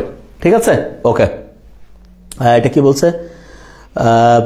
বলছে স্যার ভাইয়া অর্থনৈতিক রসায়ন নিয়ে একদিন লাইভে আসবেন। আচ্ছা যেটা সমস্যা আমি তো বলছি, আমরা শুরু করছি না, এই যে তোমাদের কোর্স শেষ করে দিয়ে কিন্তু এখন আমরা যে লাইভে আসা শুরু করছি, তার মানে আমরা আগে একটা জিনিস ভালো করে শেষ করি, তারপরে লাইভ, মানে নিজের স্টুডেন্টের দায়িত্বটাকে কমপ্লিট করে তারপরে মানুষকে হেল্প করা, মানে নিজের সমস্যা যাতে না থাকে। ঠিক আছে, এটা মাইগ্রেনের সমস্যা হচ্ছে খুব, কি করবো? আচ্ছা তাহলে ওষুধ লিখে দিব এখন, হ্যাঁ সামারি দিচ্ছে ফারানাফিন মৃধা, আগে একটা জিনিস ভালো করে শেষ না করে ইয়া করি না। আর আমি তোমাদের বলি, আমাদের কাছে যারা পড়ো অন্য জায়গায় যে কোনো 2-1টা কোর্স করে দেখিও, পার্থক্যটায় সেম জিনিসের কিরকম ডিফারেন্ট, তাহলে বুঝতে পারবা। খুব সহজ কথা, কারোর সাথে আমাদের মিলাবা না, আমরা হচ্ছে পুরো আমাদের মতন, আমাদের সাথে কারো মিলানোর চেষ্টা করবা না, কারণ আমাদের পড়ানো তো আমরা নিজেরা পরিশ্রম করে পড়াই, যেটা এইভাবে। ঠিক আছে, তাহলে এইটার সাথে কোনোদিন মানে কোনো কোচিংয়ের কোনো মিলা লাভ নাই।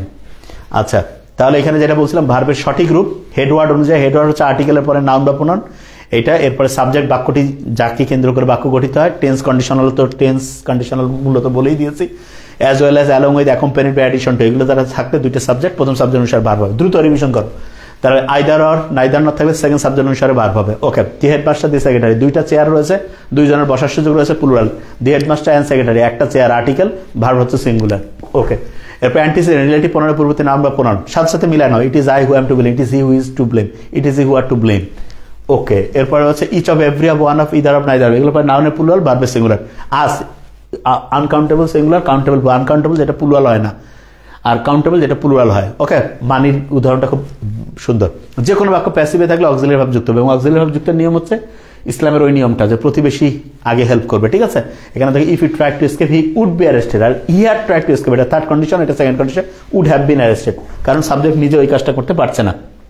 আচ্ছা আচ্ছা, রাতে ঘুম হয় না, কি করা যায়? আচ্ছা, রাতে ঘুম হয় না, এটার সবচেয়ে সহজ সমাধান যেটা, সন্ধ্যার মধ্যে খাওয়া কমপ্লিট করতে হবে এক, আর 2 নাম্বার রাতে যদি কোনো ক্লাস থাকে যত তাড়াতাড়ি ক্লাস শেষ, বাস রাতে ঘুম ধরতেছে না, ধর্মীয় বই পড়ো বা ক্লাসের বই পড়ো, কোনো মোবাইল দেখবা না, মানে ক্লাস শেষ করার পরে আর কিছু দেখবা না, যত তাড়াতাড়ি ক্লাস শেষ করা যায় তত ভালো।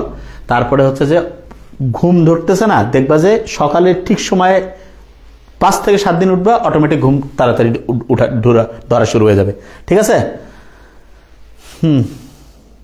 আচ্ছা ঠিক আছে, শায়দ ওগুলো দেওয়া হবে ইনশাআল্লাহ। আচ্ছা তাহলে হি প্লেস, আচ্ছা তাহলে ভয়েসটা এইভাবে কাজ করে। এরপরে 1/3, এটার ক্ষেত্রে নাউন যদি কাউন্টেবল হয় তাহলে হচ্ছে প্লুরাল, আর আনকাউন্টেবল থাকলে ভার্বটা হচ্ছে সিঙ্গুলার হবে। রাইস অ্যান্ড কারি, এটা হচ্ছে সিঙ্গুলার।